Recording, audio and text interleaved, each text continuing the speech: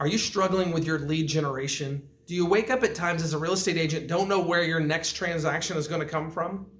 If you're like a lot of realtors, this is your reality. There's a better way, but if you're going to have a better way, you have to have a system and a strategy to keep you consistent when you get busy with other things. And let's face it, life's going to get busy. And if you do this hard work that we talk about as a real estate agent, you're going to get busy helping clients, which means you're going to stop that lead generation. Today here on Elite Real Estate Coaching and Training, I'm going to talk to you about a tried and true, old-fashioned technique that is guaranteed to help you get more business in 2023. Hey guys, it's Dave here with Elite Real Estate Coaching and Training, and today I want to talk about something non-techy. In fact, it's not cool, it's not the newest trend, and it really has nothing to do with social media, but it is highly effective. Today I want to talk to you about what my dear friend Brian Buffini has coined as the pop buy. Now, if you've been in real estate for more than a hot minute, you've heard the concept of the pop buy.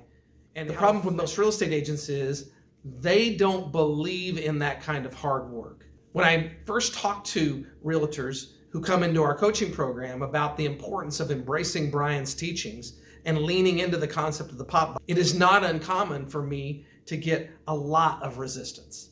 Now, I don't blame them for being resistant to an idea. I mean, when I first got into the business many years ago and was struggling to get my personal business off the ground, somebody introduced me to Brian Buffini.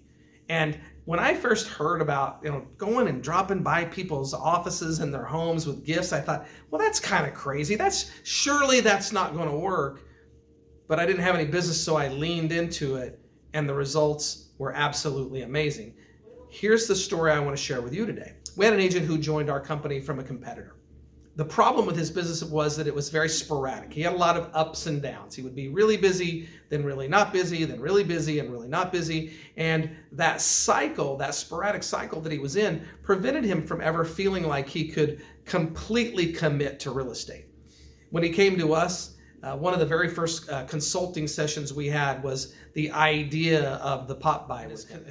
And I was really pleased to learn in his first consulting session that he had a fairly decent database. Now, as we move forward here, I'm going to assume that you've listened to our previous videos and that you've got a pretty good database of past clients and sphere of influence people, and that it's somewhere where you can look at it and reflect on it and analyze your behavior and when was the last time you spoke to somebody, when was the last time you called somebody. If you haven't done that hard work, you probably ought to hit me up in the comments section below, and maybe we ought to chat about how to help you organize and build your database better.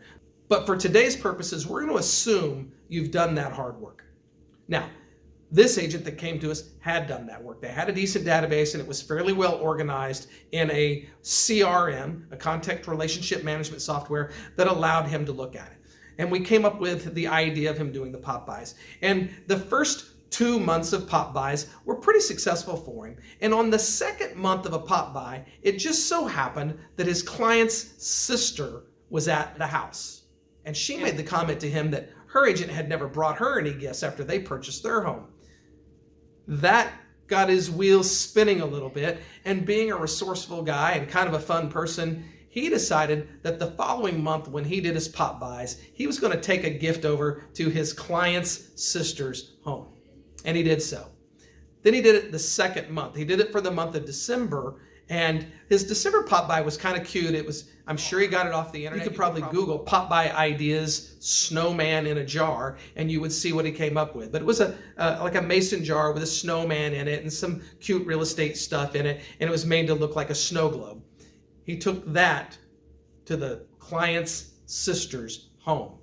And a few weeks later, he got a phone call from her. And this phone call was a lot more serious. She said, hey, would you be willing to take us on as a client?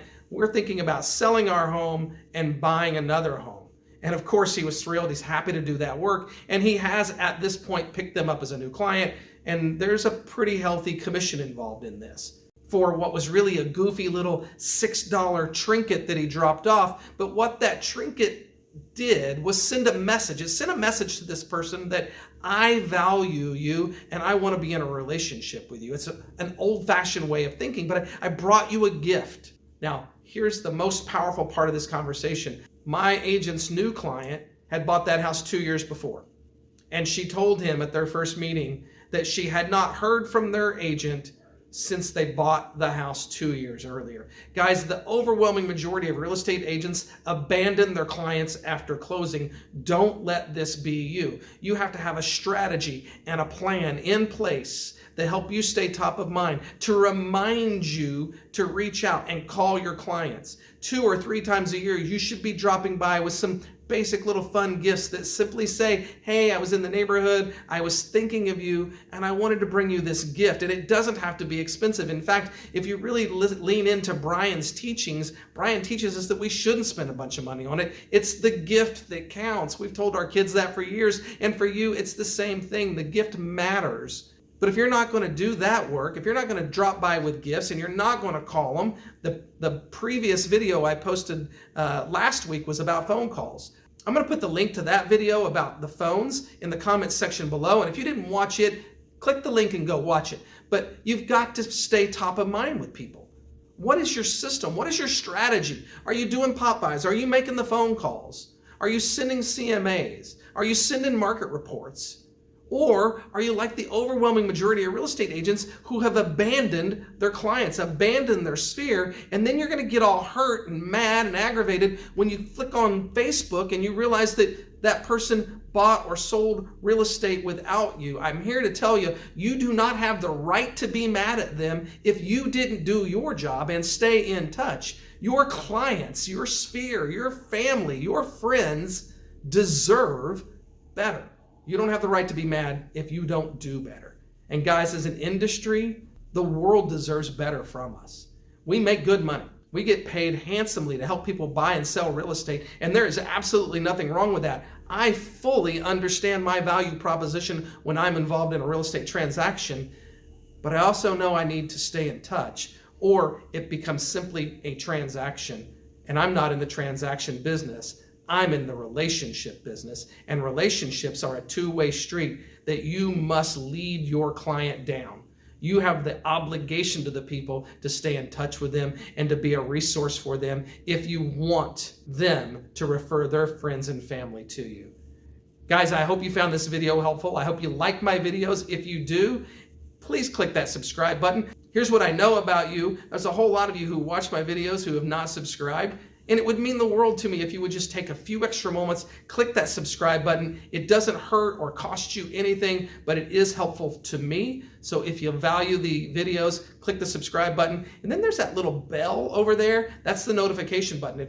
Once you subscribe, you click the bell button. It'll also let you know when we drop a new video. Here lately, we've been dropping one once a week on Thursdays. We're going to keep trying to keep that pattern in place. If there's anything I can do for you, do not hesitate to reach out. Drop me a comment in the comments section below. I would love to hear from you, and I can't wait until we drop our next video. I'll be in touch soon.